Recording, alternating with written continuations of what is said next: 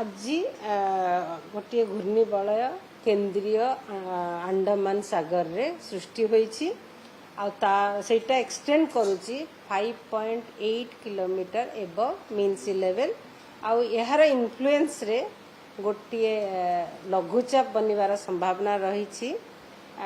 east central Bay of Bengal adjoining north Andaman Sea रे जो bye 21 October 21 तारीख सुधा गोटे लघुचाप बनवार संभावना रही जोटा कि east central Bay of Bengal adjoining north Andaman Sea रे तापरे यार मूवमेंट लाइक मोस्टली रहिबो नॉर्थ वेस्टवर्ड आउ इंटेंसिफाई करिबो डिप्रेशन रे अवपात रे परिणत होबार संभावना रही 23 तारीख सुधा ठीक रे से वर्षार प्रभाव बढ़िबो 23, 24, 25 तारीख रे आउ 23 तारीख पर्यंत एबे आगामी 4 दिन पर्यंत विशेष रेनफॉल एक्टिविटी नाही किंतु आगामी 24 घंटा रे किछि स्थान रे हल्का रु मध्यम धरण वर्षा रहिबा सहित कां भां जगह रे प्रबल वर्षा भी हबार संभावना रही जेमती कि प्रबल वर्षा आज 24 आवर्स रे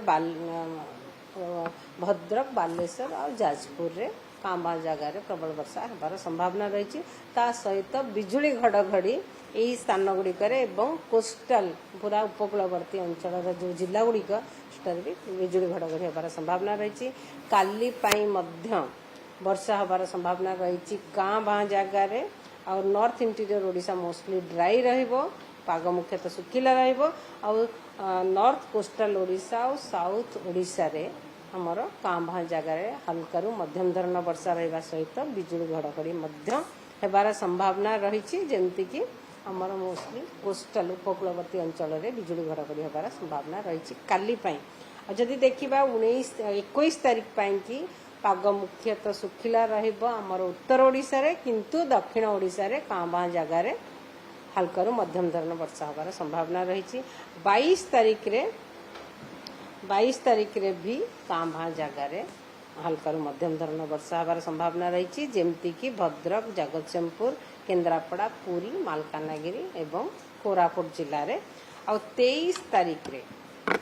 तारीख रे हमर उपकूलवर्ती जिला मानकरे अधिकांश अनेक स्थान रे हल्का रु मध्यम धरण वर्षा हेबार संभावना रही सहित कां भां जगार प्रबल वर्षा हबार संभावना अच्छी थंडरस्टॉर्म लाइटनिंग सहित जेमती कि बालेश्वर भद्रक केन्द्रापड़ा जगतसिंहपुर पुरी एवं गंजाम जिले में आ 24-25 तारीख रे मध्य वर्षा अनेक स्थान रे हबार संभावना रही सहित प्रबल रु अति प्रबल वर्षा भी कां भां जगार हबार संभावना रही एबे पर्यंत साइक्लोन को नहीं किसी आकलन करा जाए नहीं ए पर्यंत जो आकलन करा जाइछि डिप्रेशन पर्यंत आकलन करा जाइछि 23 तारीख पाखापाखि डिप्रेशन और अवपात बनिबार संभावना रही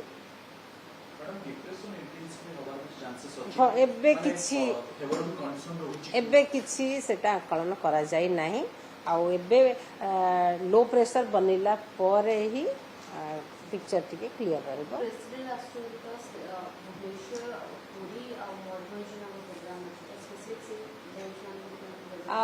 मयूरभंज रे 23 तारीख रे जदि देखिबा थंडरस्टॉर्म एक्टिविटी रहिबो माने बिजुली घड़घड़ी सहित वर्षा रहिबार अछि किंतु प्रबल वर्षा रहिबार बेसी चांस नाही किंतु 24 तारीख रे बिजुली घड़घड़ी सहित प्रबल वर्षा हेई पारे आ 24 तारीख रे इवन पुरी रे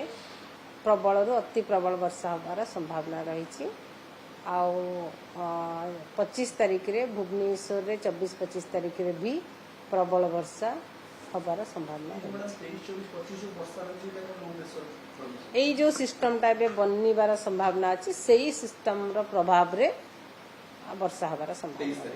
23, 24, 25 रे हबार लघुचाप बनवार संभावना रही 21 तारीख सुधा सेटा तो सी रे बहुत दूर रे रहबो ता इंपैक्ट रे कोस्टल एरिया रे हमर थंडरस्टॉर्म एक्टिविटी हेई पारे किंतु से बहुत दूर रे थिबो लघुचाप लघुचापटा आमर अच्छी east central Bay of Bengal and adjoining north Andaman Sea बहुत दूर रे आम कोस्ट 21 तारिख रे विशेष वर्षा हबार संभावना है एना तो बनी आ केते डिस्टेंस में केंद्र पहले तो बनू